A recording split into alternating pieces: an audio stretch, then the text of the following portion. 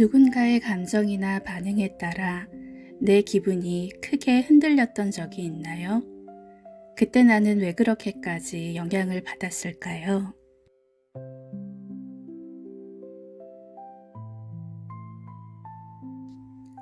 19번 유전자 키, 공동 의존에서 희생으로. 민감함의 선물은 다른 사람들의 욕구에 매우 잘 맞추는 것입니다. 다른 사람들과 그들의 욕구를 감지할 수 있으려면 먼저 그들로부터 독립해야 합니다. 그것이 19번의 선물입니다. 당신이 독립의 주파수에 이르는 순간 당신의 에너지가 명백해집니다. 19번 유전자 키의 선물, 민감함.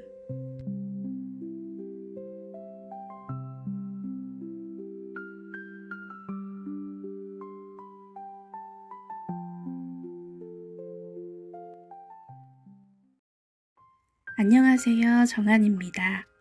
오늘은 유전자 키 19번 세 번째 라인의 날입니다. 저는 19번의 짝꿍 채널인 49번의 키를 인생 전반에 가지고 있습니다. 그래서 더 긴밀하게 묵상할 수 있었던 것 같습니다.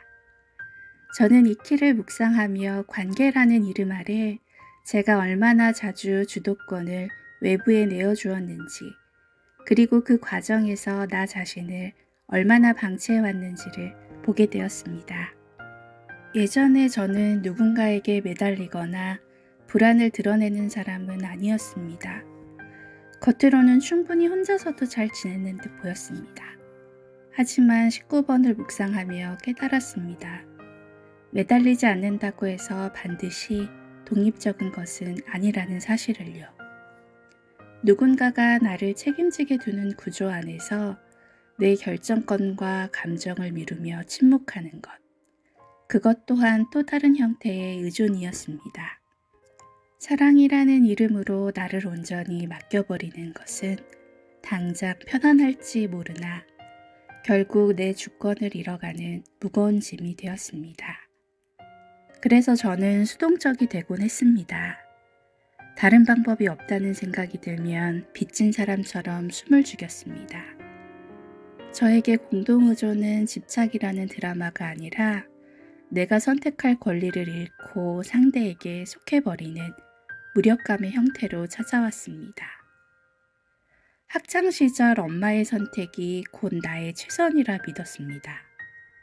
하지만 고등학교 진학을 앞두고 선명히 느꼈습니다. 나는 엄마의 계획 속에 포함된 부속물이구나. 중학교 3학년 때 상업고등학교에 가서 돈을 벌어야 한다는 말을 들었을 때에 그 무력감을 기억합니다. 부당함과 서운함보다 컸던 건 내가 할 수 있는 방법이 이것뿐이라 느껴지는 순간에 그 관계에 종속되어 버린다는 절망감이었습니다. 그리고 그 속함의 가장 강력한 매개는 늘 돈이었던 것 같습니다. 직장 생활에서도 이 패턴은 반복됐습니다. 연차가 쌓여도 쉬지 못하고 강박처럼 일을 찾았습니다. 엄마에게서 벗어났다고 생각했지만 여전히 누군가에게 허락을 받아야 할 것 같고 빚을 진 것 같은 느낌 속에 살았습니다. 상대가 나를 아껴서 하는 조언조차 제게는 주도권을 가져가려는 힘으로 느껴져서 본능적인 방어가 올라오곤 했습니다. 19번을 묵상하며 맞이한 가장 큰 전환점은 이것입니다. 명확한 경계를 두고 함께하는 것이 진짜 연결이다. 예전에 저는 민감함을 상대의 욕구에 잘 맞추는 능력이라 생각했습니다. 하지만 제가 체험한 민감함은 구분하는 힘이었습니다. 나는 상대의 감정을 느낀다. 그러나 그 감정을 내가 책임지지는 않는다. 나는 상대의 욕구를 감지한다. 그러나 내 주권의 경계를 잃지 않는다. 이 민감함은 제가 독립의 주파수에 도달할 때 비로소 뚜렷해지는 것 같습니다. 이제는 타인을 설득하여 승인을 구할 필요가 없음을 압니다. 설득하려는 마음 밑에는 네가 이해해야 내가 괜찮다는 의존이 숨어 있기 때문입니다. 이제 저는 설명을 늘리기보다 범위를 정하고 납득을 구하기보다 저의 선택을 선언합니다. 마지막으로 저는 저의 가장 오래된 테마인 돈을 직면했습니다. 솔직히 고백하자면 제 수중의 숫자는 그리 넉넉하지 않습니다. 때로는 하루 벌어서 하루를 버티는 감각으로 살기도 합니다.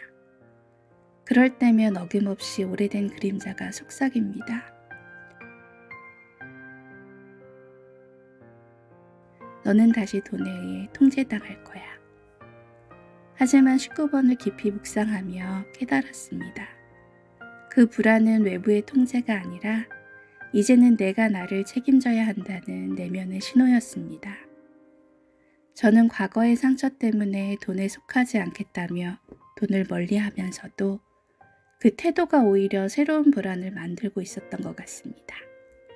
이제 저는 돈에게 이렇게 말을 건네고 싶습니다. 너는 내 삶의 주인이 아니다.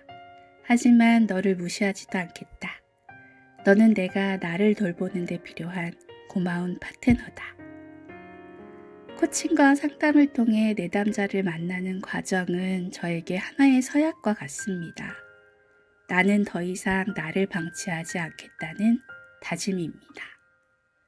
연민은 깊어지지만 합체하지는 않고 공감은 하지만 책임을 대신 지지 않는 법을 배우면서 저 또한 치유되고 있습니다. 오늘의 묵상은 이 한 문장으로 마무리하려 합니다. 나는 독립한 채로 연결된다. 나의 기쁨은 증명할 필요가 없다. 나는 오직 나로서 나를 책임진다. 감사합니다.